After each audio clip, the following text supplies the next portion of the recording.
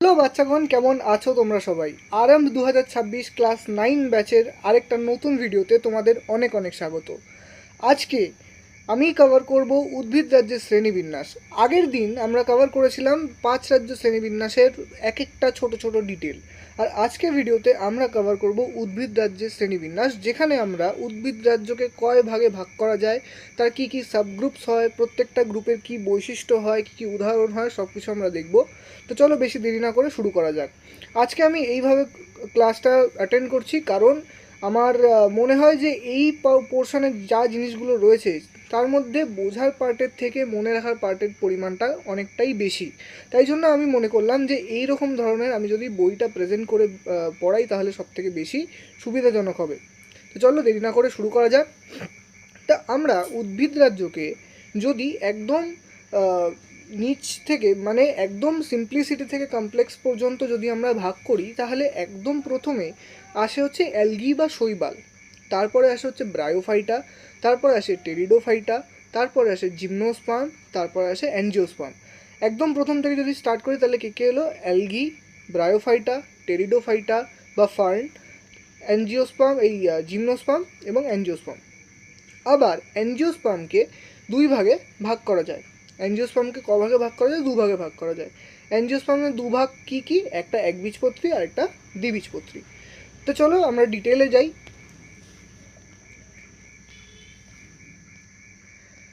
ফার্স্টে আমরা যদি শৈবাল বা অ্যালগি, মস বা ব্রায়োফাইটা আর টেরিডোফাইটা বা ফার্নের মধ্যে যদি তুলনা করি, তা ফার্স্টে আমরা আসি শৈবালের বৈশিষ্ট্যে। শৈবালের বৈশিষ্ট্য এরা কি হচ্ছে? ফার্স্টেই এরা হয়ে যাচ্ছে সমাঙ্গদেহী, মানে এদের যে বডি, ফুল, এই কাণ্ড, পাতা, মূল, এই তিনটে জিনিসে আলাদাভাবে কখনোই বিভেদিত নয়, মানে পুরো বডিটা একটা একটা পার্ট হিসেবেই রয়েছে, আলাদাভাবে মূল কাণ্ড পাতা এরা বিভেদিত নয়। এরা সাধারণত জলজ প্রকৃতির হয়, মানে এদের ম্যাক্সিমাম পোর্শনটা জলেই পাওয়া যায়।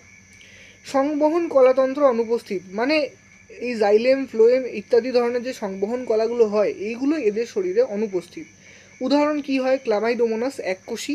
এখান থেকে কিন্তু কোয়েশ্চেন আসে, এককোষী শৈবালের উদাহরণ কি? ক্লামাইডোমোনাস। এছাড়াও কি কি হয়?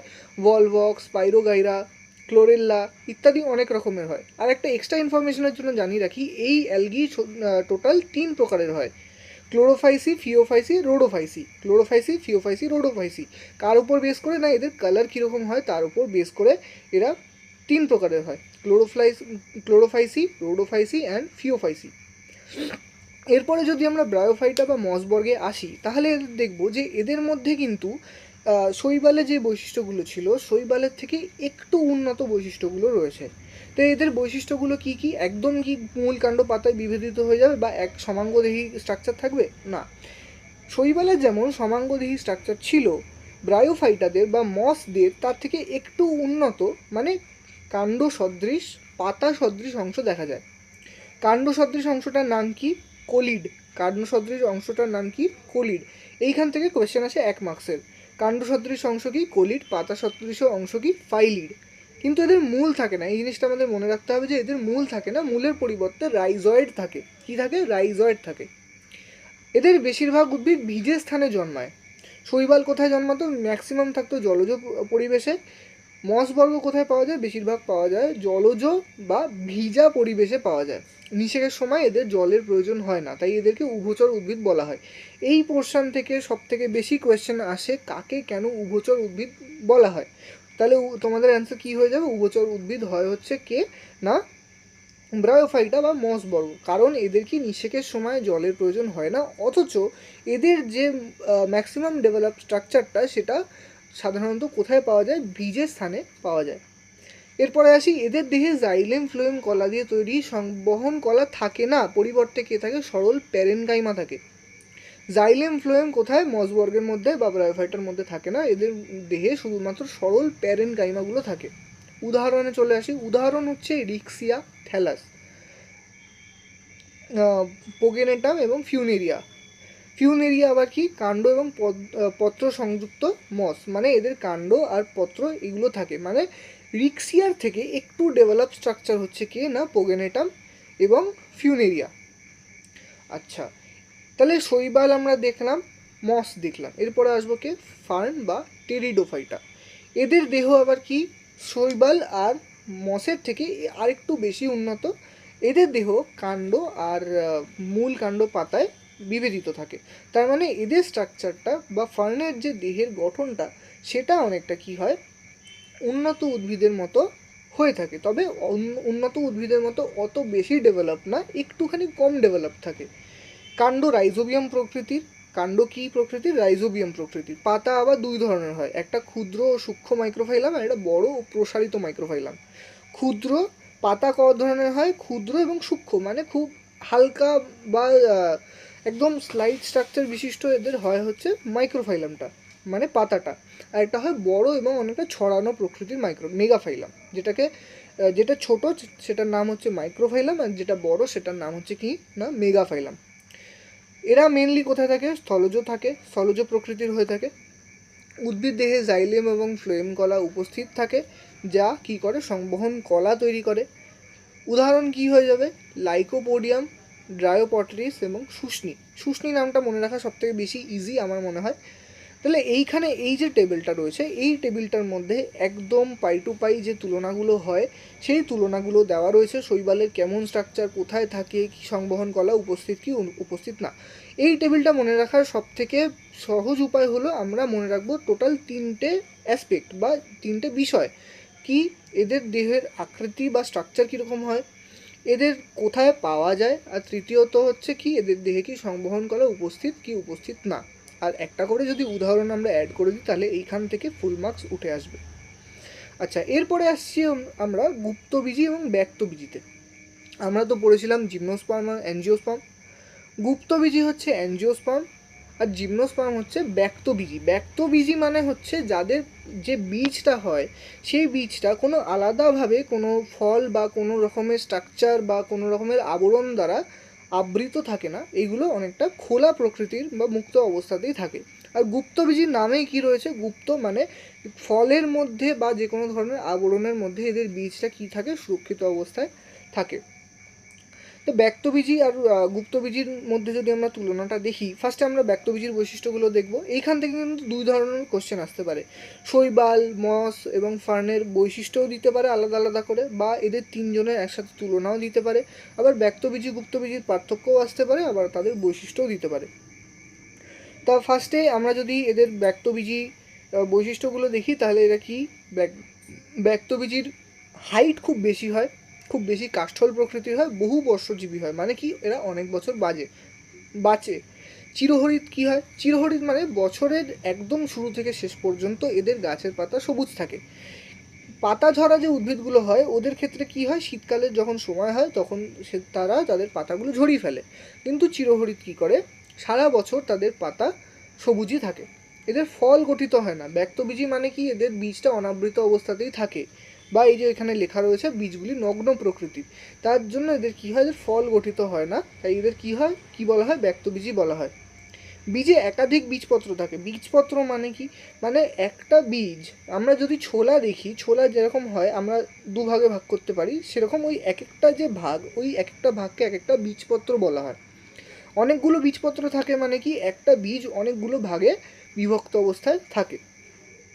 আচ্ছা, কখন শস্য গঠিত হয়? গর্ভাধানের পূর্বে শস্য গঠিত হয়। শস্য কি প্রকৃতির হয়? হ্যাপ্লয়েড হয়, মানে একটা সিঙ্গেল সেট অফ ক্রোমোজোমই বা একটা সিঙ্গেল সেট অফ ডিএনএ তাদের বডিতে থাকবে। একটা ডিএনএ ডাবল কপি তার মধ্যে উপস্থিত থাকবে না। একটা ডিএনএ যদি থাকে তার সিঙ্গেল একটা কপি উপস্থিত থাকবে। উদাহরণ কি হবে? সাইকাস, স্পাইনাস, নিটাম। উদাহরণ কি? সাইকাস, স্পাইনাস, নিটাম। ব্যক্তবীজির তাহলে বৈশিষ্ট্যগুলো কি হলো? এরা অনেক বেশি লম্বা হয়, অনেক বছর বাঁচে, সারা বছর এদের পাতা সবুজ থাকে, এদের ফল গঠিত হয় না, একাধিক বীজপত্র থাকে, আর গর্ভাধানের পূর্বে শস্য গঠিত হয়। এবং শস্য কি হয়? হ্যাপ্লয়েড হয়। শস্য কি হয়? হ্যাপ্লয়েড হয়, মানে মনে রাখতে হবে যে একটা সেট অফ ডিএনএ উপস্থিত থাকে। উদাহরণ কি হয়? সাইকাস, স্পাইনাস এবং নিটাম। আচ্ছা, গুপ্তবীজি ঠিক তার উল্টোগুলো। গাছ বিরুৎ, গুল্ম, বৃক্ষজাতীয় হয়, মানে একদম ছোট সাইজ, মাঝারি সাইজ এবং অনেক বেশি সাইজের হয়ে থাকে। এদের প্রকৃত ফল গঠিত হয়, যেহেতু বীজটা আবৃত অবস্থায় থাকে তাই জন্য এদের অনেক বেশি ফল গঠিত হয়ে থাকে। আর ফলটা যেহেতু ঢাকা থাকছে তাই জন্য এদেরকে কী বলা হয়, গুপ্তবীজি বলা হয়। বীজে কটা বীজপত্র থাকতে পারে, একটা অথবা দুটো, তাই জন্যই কী হয়, গুপ্তবীজিকে দুই ভাগে ভাগ করা যায়, একটা একবীজপত্রী আর একটা দ্বিবীজপত্রী। দ্বিনিষেকের পর মানে একদম যে সেক্সুয়াল রিপ্রোডাকশান, ওই সেক্সুয়াল রিপ্রোডাকশানের পর একদম সেই যে মানে ধরো দ্বিনিষেক যে হওয়ার পর মানে এটা যদি প্যারেন্টাল গ্যামেটস হয়, এই দুটো যদি প্যারেন্টাল গ্যামেটস হয়, এই দুটো গ্যামেট একসাথে মিশে গিয়ে কী তৈরি করবে, শস্য তৈরি করবে। তা এই শস্যের হ্যাপ্লয়েডই কী হবে বা কটা ক্রোমোজোম সংখ্যা থাকবে, 3টে ক্রোমোজোমের কপি থাকবে এক একটার জন্য। আচ্ছা, উদাহরণ কী হবে, ধান, মটর আর আম। উদাহরণ কী হবে, ধান, মটর, আম, আমরা সাধারণভাবে যেই সমস্ত জিনিসপত্র দেখি। আচ্ছা, এইগুলো হলো কি গুপ্তবীজি। মানে গুপ্তবীজি আর ব্যক্তবীজির মধ্যে মেন ডিফারেন্স এই হলো যে এদের সাইজ, দুটো গাছের সাইজ, আর এদের ফল কি আদৌ আবৃত থাকে কি থাকে না, বোঝা গেল। আচ্ছা, এইগুলো হয়ে গেল। এবার এরপরে আমরা যদি দেখি তাহলে এরপরে রয়েছে হচ্ছে একবীজপত্রী আর দ্বিবীজপত্রীর পার্থক্য। একবীজপত্রী আর দ্বিবীজপত্রীর মধ্যে মেন পার্থক্য হলো এটাই যে একবীজপত্রী বীজের মধ্যে কেবলমাত্র একটাই বীজপত্র থাকে, মানে বীজটা কোনোভাবে ভাঙা যায় না বা অনেকগুলো সাবডিভিশন বা অনেকগুলো পার্টে বিভক্ত থাকে না। অপোজিট ক্ষেত্রে কি হয়, দ্বিবীজপত্রীতে যে পুরো যে বীজটা, ওই পুরো বীজটা দুটো আলাদা আলাদা ভাগে ভাগ করা সম্ভব হয় বা দুটো আলাদা আলাদা পার্ট থাকে। একবীজপত্রীর ক্ষেত্রে মূলগুলো কি হয়, অস্থানিক হয় বা গুচ্ছমূল হয়। অস্থানিক মানে কি, মূল যেখান থেকে তৈরি হওয়ার কথা বা ভ্রূণ মূল যেটাকে আমরা বলি, ওইখান থেকে ছাড়াও বডির উদ্ভিদ দেহের অন্যান্য জায়গা থেকেও কি হতে পারে, মূল তৈরি হতে পারে। এই ধরনের মূলকে আমরা কি বলি, অস্থানিক মূল বলি। উদাহরণ কি হচ্ছে গুচ্ছমূল। আর স্থানিক মূল মানে যেখান থেকে হওয়ার কথা, মানে ভ্রূণ মূল থেকেই শুধুমাত্র মূলটা তৈরি হবে। তাই এই ধরনের মূলকে কি বলা হয়, স্থানিক মূল। যেমন কি হলো প্রধান মূল, মানে একটা স্ট্র্যান্ড বা একটা এরকম মূল বেরালো, সেখান থেকে হয়তো শাখা প্রশাখা হয়ে বেরালো, এটা হলো কি প্রধান মূল। কাণ্ড কি হয়, শাখাবিহীন হয়। আর দ্বিবীজপত্রীর ক্ষেত্রে কি হয়, কাণ্ড শাখাযুক্ত হয়।